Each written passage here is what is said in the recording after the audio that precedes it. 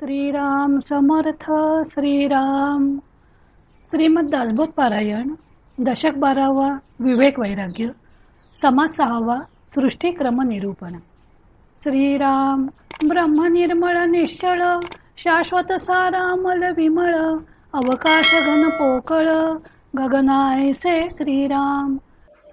परब्रह्म हे निर्मळ निश्चल शाश्वत सर्वांचे सार असून अमल विमल आणि गगनासारखे सूक्ष्म असून सर्वत्र घनदाट व्यापून राहिलेलं असतं. तयास करणे ना धरणे तयास जन्म ना मरणे तेथे जाणणे ना नेणणे शून्यातीत श्रीराम.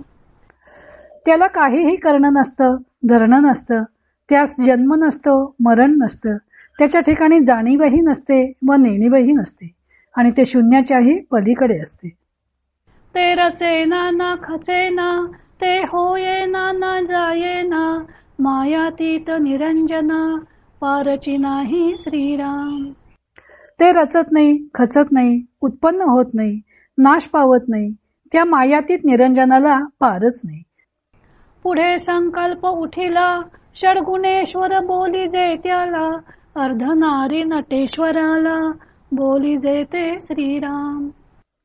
अशा त्या परब्रह्माच्या ठिकाणी बहुश्याम हे मूळ स्फुरण उठले.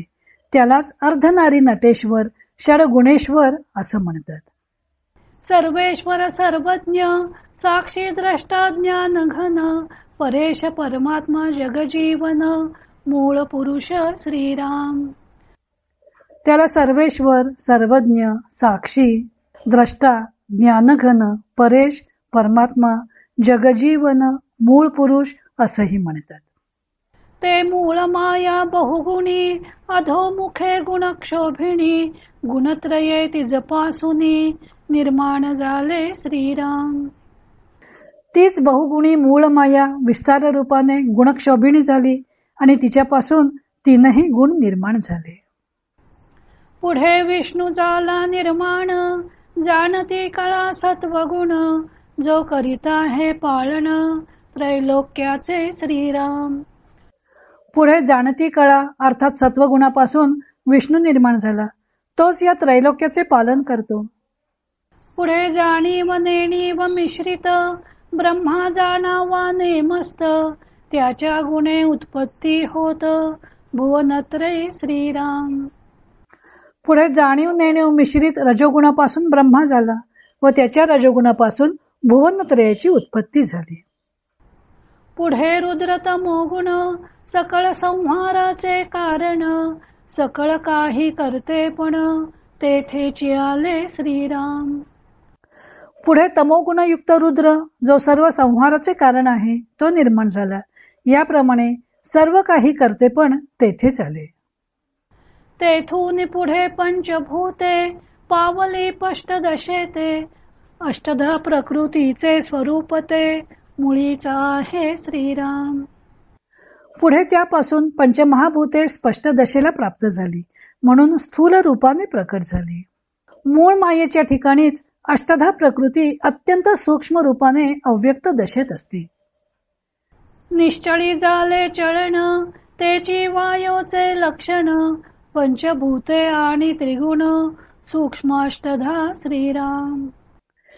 निश्चलाच्या ठिकाणी जे चलनवलन झाले तेच वायूचे लक्षण होय. त्या मूळ मायेतच पंचभूते आणि त्रिगुण सूक्ष्म रूपाने असतात. आकाश म्हणजे अंतरात्मा प्रत्यये पाहावा महिमा त्या आकाशापासून जन्म वायो आला श्रीराम. आकाश म्हणजे अंतरात्मा होय. त्याचा महिमा अनुभवाने जाणून घ्यावा. त्या आकाशापासून वायूचा जन्म झाला. तया वायोच्या दोन्ही झुळका उष्ण शीतळ ऐका शीतळापासून तारा मयंका जन्म झाला श्रीराम. वायूच्या दोन प्रकारच्या झुळका आहेत. एक उष्ण आणि एक शीतल. शीतलापासून चंद्र आणि तारा यांचा जन्म झाला. उष्णतेपासून रवी वन्ही विद्युल्यता आदी करुणी शीतळ उष्ण मिळवणी तेज जाणावे श्रीराम. उष्णापासून सूर्य अग्नी आणि विद्युल्लता निर्माण झाली. हे शीत आणि उष्ण मिळून तेज तत्व जाणावे. तया तेजापासून झाले आप, आप आळोन पृथ्वीचे रूप, पुढे औषधी अमूप, निर्माण झाल्या श्रीराम. त्या तेजापासून आप झाले, आप आळून पृथ्वीचे रूप निर्माण झाले व त्या पृथ्वीवर असंख्य वनौषधी निर्माण झाल्या.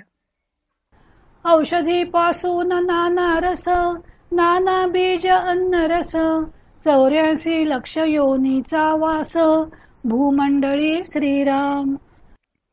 औषधींपासून नाना रस, नाना बीजे, नाना अन्नरस निर्माण होऊन या भूमंडलावर 84 लक्ष योनी वास करून राहू लागल्या. ऐसी झाली सृष्टी रचना, विचार आणिला पाहिजे मना, प्रत्यये विण अनुमाना, पात्र होई जे श्रीराम. या प्रकारे या दृश्य सृष्टीची रचना झाली. साधकाने या सृष्टी रचनेच्या क्रमाचा विचार करून अनुभव घ्यावा. अनुभव नसेल तर उगीच अनुमान आणि तर्क करत बसावं लागतं. ऐसा झाला आकार, येण्याची न्याय संहार, सारासार विचार, यास बोली जे श्रीराम. याप्रमाणे ही सृष्टी आकारास प्राप्त झाली. ज्या अनुक्रमाने उभारणी झाली त्याच क्रमाने यथान्याय संहारणी होते. या दोन्हीच्या विचारालाच सारासार विचार म्हणतात. जे जे जेथून निर्माण झाले, ते ते तेथेची निमाले, येण्याची न्याय संहारले, महाप्रळयी श्रीराम. जे जे तत्व जेथून निर्माण होते तेथेच ते लय पावते. या न्यायानेच महाप्रलयाच्या वेळी सर्व दृश्य सृष्टीचा संहार होतो. आद्य मध्य अवसान, जे शाश्वत निरंजन, तेथे लावावे अनुसंधान, जाणते पुरुषी श्रीराम.